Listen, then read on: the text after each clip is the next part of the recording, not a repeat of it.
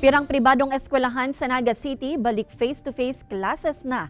Mga nasambit na institusyon, kanya-kanyang diskarte tanganing epektibong maipautob ang health protocols. Yan ang tinutukan live ni Veblan Reynes. Veb?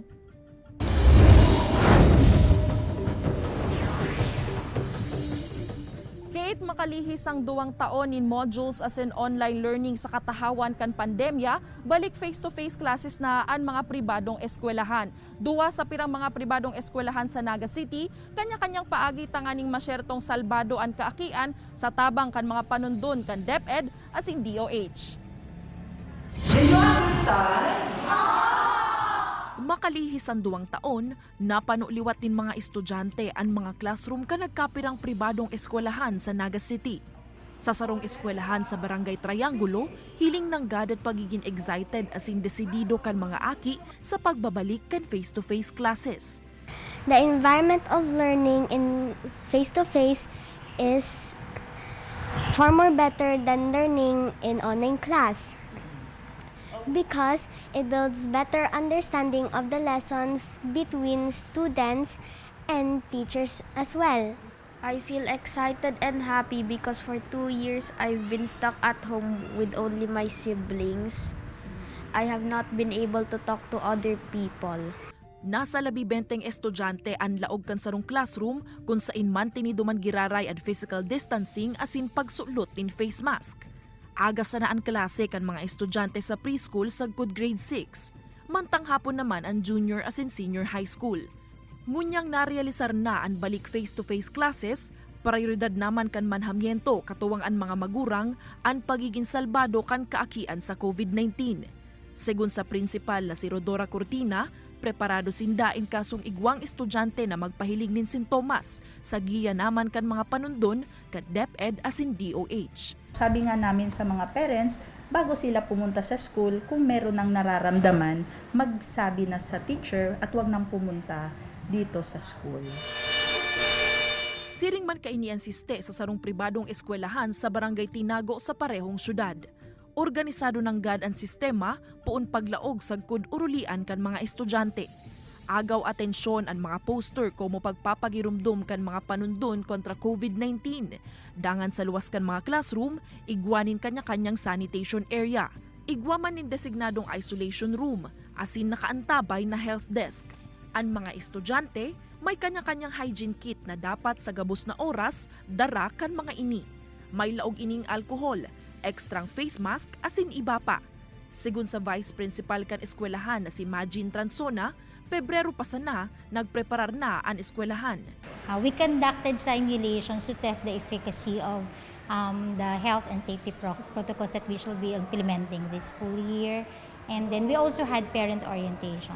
Pigsabat kan eskwelahan ang primerong aldaw nin face-to-face classes sa paagi nin makulor na aktibidad, tanganing urog na mapaugma ang mga estudyante. What I love about face-to-face classes is get to see your friends. You will have fun learning a lot. I am happy because I can meet all my classmates and teachers, and my teachers can see my real performance in academics. Kate, sigun sa manhamyento kan 2 private schools na dugangan ang mga estudyante na nag-enroll ngunyang school year. Pruweba subot ini na may tiwala ang mga magurang kan mga estudyante sa mga nasambit na eskwelahan. Sa ngunyan, at kumbaga taking it slow ang mga teachers sa pagtukdo sa mga estudyante, hulit at pigpaprioridad din ngunyan ang adjustment kan mga estudyante sa liwat na pagbabalik kan face-to-face classes. Balik sa imo, Kate. Veb, kumusta ang primerong semana kang face-to-face classes dyan sa eskwelahan na kinamumugtakan mo? Well, Kate, sabi nga ni kan principal kan eskwelahan na ini, so far, so good. Sa ngunyan, mayo manin mga estudyante na naglalaog na igwanin sintomas. As in, piglalaoman, kan eskwelahan na ini, magig kan eskwelahan na yaon duman sa Barangay Tinago na padagos ini until matapos ang school year. Additionally, Kate, padagos subuot na nakikipag-ulay sinda, padagos o kumbaga in touch ang mga teachers sa mga magurang kan mga estudyante sa paagi nin SMS or nin text message, nin social media. Sa ngunyan yaon kita ta ngunyan digdi sa sarong pribadong eskwelahan sa Barangay Triangulo kung sa inahihiling ta na naguurulian pa sanaan mga estudyante kan mga junior asina senior high school saro sa mga diskarte kan eskwelahan na ini Kate tanganing masyertong salbado ang mga estudyante against COVID-19. Itong pigaapod nindang health check kung sain antes magpuunan klase kan kada subject nagche-check ang teacher apwera sa attendance tigche-check kan teacher an kung nagkakaigwa pa ba nin social or physical distancing ang mga estudyante. At the same time, pigahapot didaan mga estudyante kung okay pa ba sa indang pagmate. Pagsyerto na okay pa ang sa indang mga namamatean. Kate? Oo, Veb, hapot lang paano kung nasa tahaw nin pagklase? Nakamatiin sintomas an sarong estudyante, anong magiging diskarte ngunyan kaini kan manihamiento kan eskwelahan? Kate, pigsusunod kan mga eskwelahan ng guidelines nga ni kan DOH asin kan DepEd. Not pa lang sa pagpuun sa morning pa lang pag nakamate ng estudyante, sabi ko nga ni kasubago bawal na ining maglaog. Pero in case huli ta pigre-reconnoisseur kan eskwelahan na posibleng mangyari ini in kasong makamate ang estudyante ning sintomas, dadarhon ang estudyante sa klinik kung sa ini i-assess, i-observe asin tatawan nin first aid. At the same time, while doing this, kukontakon na kan eskwelahan an magurang o kaya an guardian asin ipapaaram ang sitwasyon kan aki magkakaigwanin conference and from the results magkakaigwanin maninigong aksyon tanganing maprotehiran itong mga ibang estudyante. Kate? Oo, Veb, naunambitan mo sa imong report na magiging half day lang ang klase dyan sa mga private school. Para sa face-to-face classes ninda, magiging enough na ba ang half day tanganing makumpleto ninda ang rekisito sa pagklase?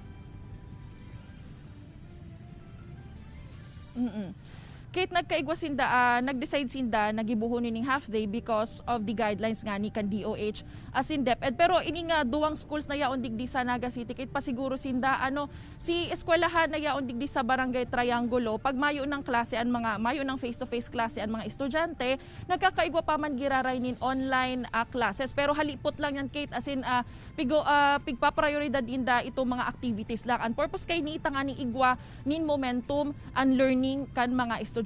Siriman kay ni ang siste kan eskwelahan na yaon duman sa Barangay Tinago. Pero ining school na ini kay tinauan niya ni na choice ang mga magurang o ang mga aki kung pipiliun ba ang face-to-face classes o kaya an online learning. So maud sabihon igwa pa nin mga estudyante na nagaadal o nagkaklase sa paagi nin online distance learning. Pero ining mga estudyante na indicate sinda si mga igwa nin health conditions. So to sum it up, Kate, kung hihilingon ta, kanya-kanyang eswerso ang mga eskwelahan tanganing masyertong dagos-dagos asin epektibo ang sa indang pag-aadal sa ibong kan pandemya. Kate? Alright, Jos Mabalos, Veb.